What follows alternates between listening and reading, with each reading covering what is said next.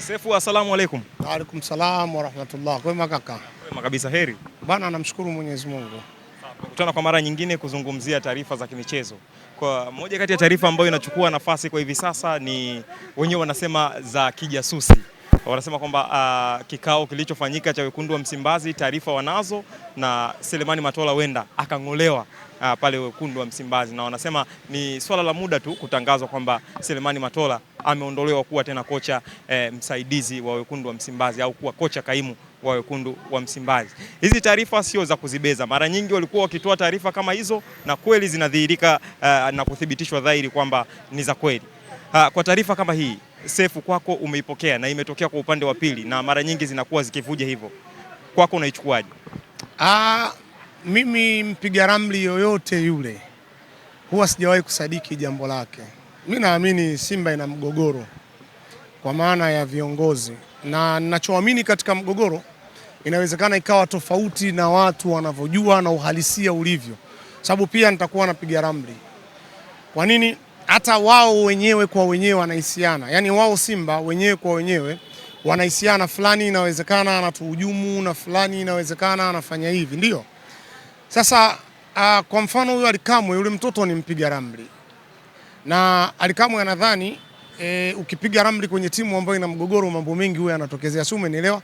Yani watu waliokuwa wako moja kwa moja wanaitika mwitiko mmoja, huwezi kuona tatizo kwao. Ngoja nitumie mfano wa kawaida ambao kuna watu wakija wakikomenti yani huwa vinawakera hivi vitu, wanakufuata mtu binafsi, mbona umenyoa kiduku, mbona umefanya hivi, umenielewa? Sasa tunakutana nayo, ndio kawaida, na sisi kwa sababu tumechagua hili lazima litokee. Iko hivi, hizi timu mbili zilivyo zenyewe kuzipigia ramli ni jambo rahisi. Yanga wana madudu mengi tu katika klabu yao, na hata sisi tukitaka tunapiga ramli, lakini kwa nini uyaoni? Kwa sababu wao kwa sasa watu wamewabeba, ndio timu inaofanya vizuri. Huu ndio uongozi unaoendeshwa kimaarifa, ndio uongozi ambao una vision katika kuona majambo. Huo unaonekana hauna shida, hata migogoro yake huwezi kufanya nini kuiona, lakini ipo mikubwa kwa sababu hata wenyewe kwa wenyewe hawakubaliani. Nitakwambia kwa mfano, kama timu haina migogoro, influencers wa Yanga zaidi ya 7 wametimuliwa. Wanaanzaje kutimuliwa? Wakiwa ndani wanakubaliana jambo kwa pamoja. Influencers hawa wakija nje wanazungumza kitu tofauti. Umenielewa sijui? Sasa watu wa namna hii utaona tu majambo yao yanakwenda kiurahisi na nini, bado wana migogoro tu ya kutosha. Isipokuwa kwa Simba, turudi sasa. Simba kuna nyimbo zinaimbwa juu ya Selemani Matola na baadhi ya watu wa Simba wakiamini kwa Selemani Matola ni sehemu ya kuwafukuza watu baadhi ya Simba. Kwa mfano makocha, Selemani Matola inaonekana ana hujumu. Kuna watu wanaamini Selemani Matola anawafundisha wachezaji wacheze chini ya kiwango, ndio maana akipewa timu wanashinda. Sasa kwa bahati mbaya ya mawazo ya kuungaunga haya yameishi katika vichwa vya watu, manake ukipitisha humo ramli, viongozi wetu sasa wamekuwa hata wanachokitaka hawakijui.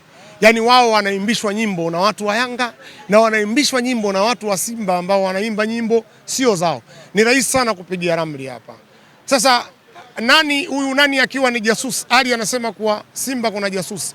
Mimi ninachokiamini, viongozi wale wa Simba wote unaowaona pamoja wanaitilafiana, hakuna kiongozi yoyote anaweza kumpa siri yake Ali. Hakuna. Isipokuwa Ali anaweza kupokea siri kutoka kwa mtu mwingine kwamba bwana, sisi tunafanya 1 2 3, iwe ya kweli au iwe sio ya kweli. Kwa nini? Ngoja niseme, nimetumia mfano.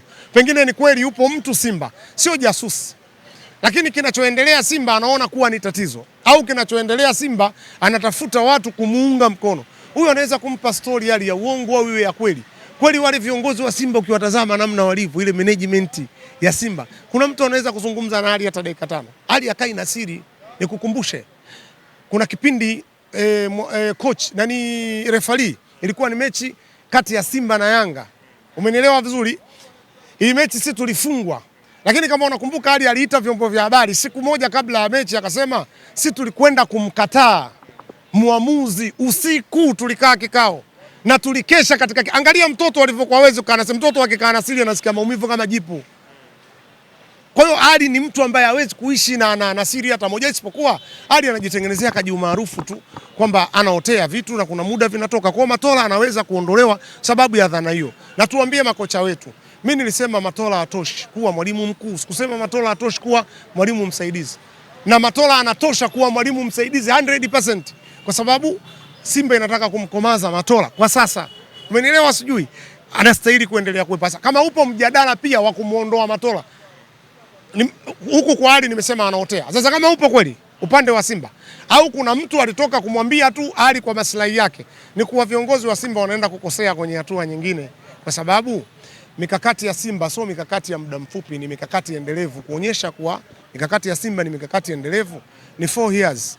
Simba sio champion wa vikombe takriban ligi kuu, sawa na federation, lakini watu wa Simba wameimarika, wanajenga Simba yao, wanaimba tu wakikosa matokeo, wakipata wanarudi kwenye nyimbo yao.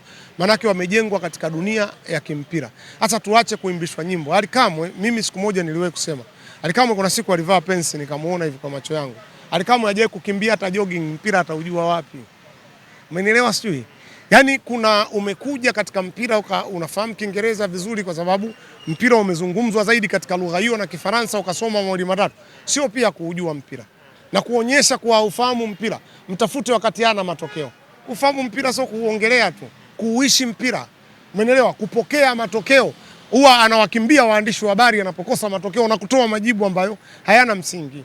Kinambia mimi mtu kama alikuwa anaitwaje mzee yule Mpemba Nugazi Ukinambia mtu wa mpira aril kabisa, Yanga hawana ubingwa miaka 4 yule mwamba akiwemo. Umenielewa vizuri?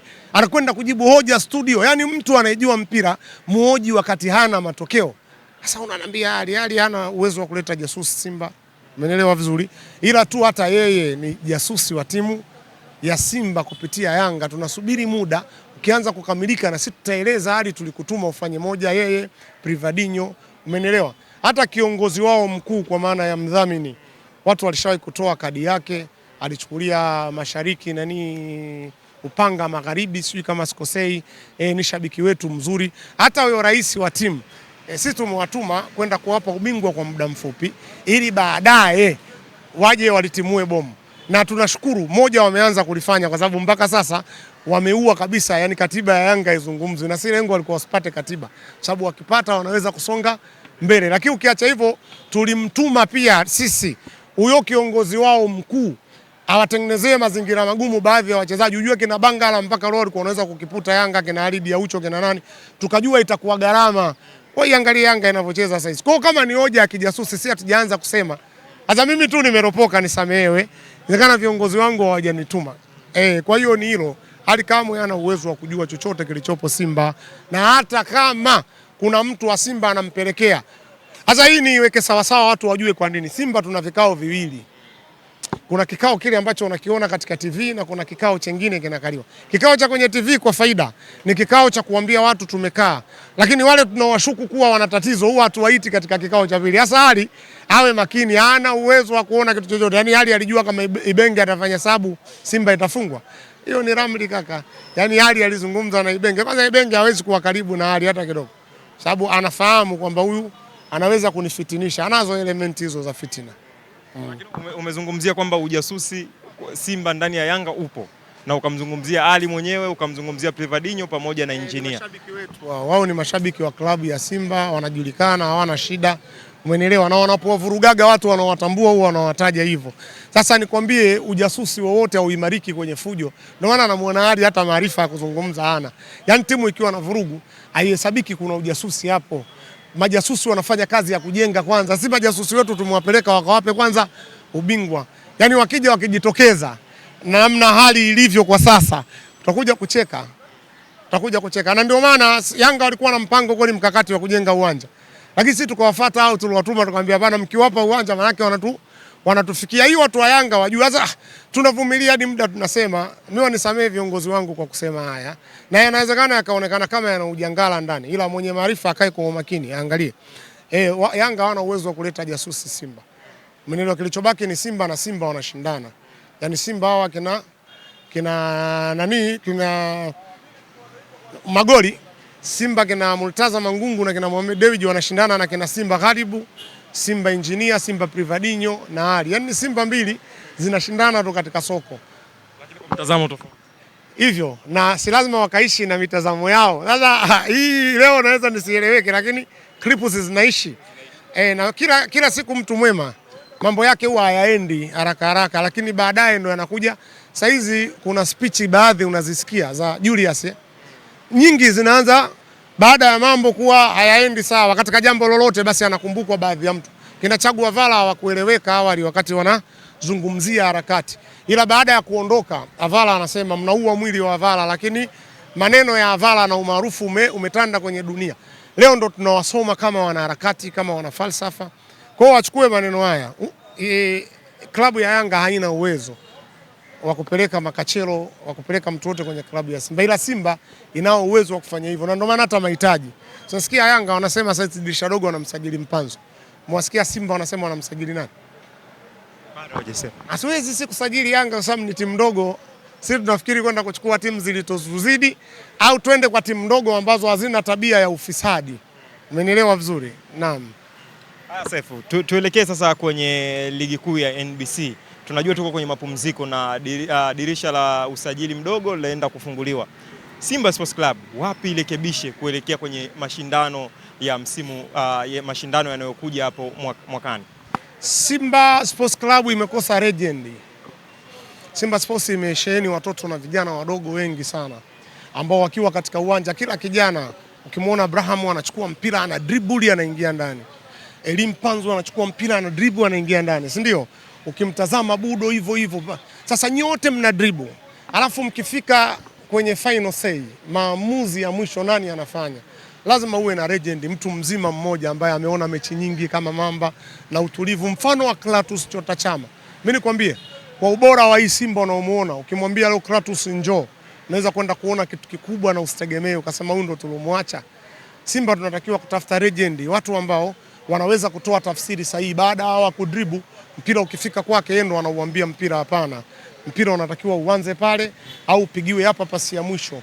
Mtu ambaye anaweza kupunja maeneo ya uwanja yakawa ndio maisha yake. Kwa hiyo Simba watakiwi tena kuingia kwenda kutafuta vijana, tuna vijana wanatosha sana. Tunataka tukatafute legendary wawe makapteni wa vijana katika uwanja. Yaani wanahamasisha vijana kwamba sasa twendeni hapa, hapana. Hapa tutulie. Hapa hatutakiwi kwenda kwa kasi. Hapa tu, yani mtu ambaye anaweza kuambia vijana tuamueni. Simba kwa maana ya quality ya mmoja mmoja, wachezaji wengi wanafanana. Umeelewa? Lakini mchezaji wa kihistoria ambaye nadhani itachukua muda mrefu kuja kutokea, ukiacha kina Emmanuel Okwi ambao tunawakumbuka, ni yule Elie Mpanzu. Ukimpa miaka mitatu, sasa hivi katika ligi yetu hakuna mtu anafanana naye Elie Mpanzu. Watu wanajaribu kulazimisha huyo Pacome Zuzu, sijui Pacome Zuzu.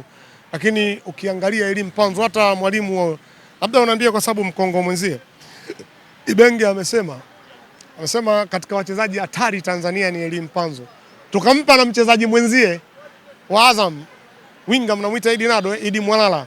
Akasema ukipewa wachezaji watatu wewe unaenda na nani? Akasema Mpanzu, Pacome Zuzu na wewe. Akasema mimi naanza na Mpanzu, Pacome Zuzu anakaa sabu, mimi nitakaa kuangalia. Umenielewa sijui? Ndio, ukitafuta clip hiyo amefanya, ipo nadhani ipo kwenye mitandao ya kijamii. Kwa hiyo huwezi kukwepa hilo. Ni lazima iwe hivyo. Sasa kwa mantiki hii, kipindi hiki ni watu kupumzika, kipindi hiki. Basi na viongozi wetu wapumzishe akili, wakafanye maamuzi sahihi. Hilo ndio eneo ambalo litatubeba. Tutafute legend hata wawili tu, tuwalete pale. Alafu tuambie jamani, vijana wanacheza. Kuna muda tunaomba nyinyi muwe makochi baada ya hivyo. Simba wana kikosi bora sana kuwahi kutokea. Maneno haya kwa leo unaweza kuona kama utani, kwa sababu viumbe dhaifu wote wanaangalia kilichopo sasa. Viumbe wenye ready wanaangalia jambo la baadaye. Mimi nazungumza na viumbe wenye ready kwamba Simba hii ni Simba hatari sana kwa maana ya next time. Na ndo nimesema mimi Simba hii ndo champion wa ligi.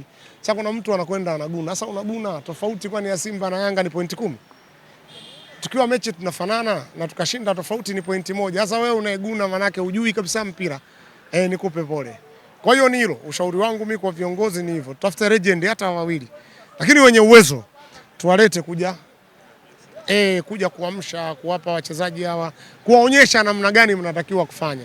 Naam. Shukrani sana sir. Asante sana bwana.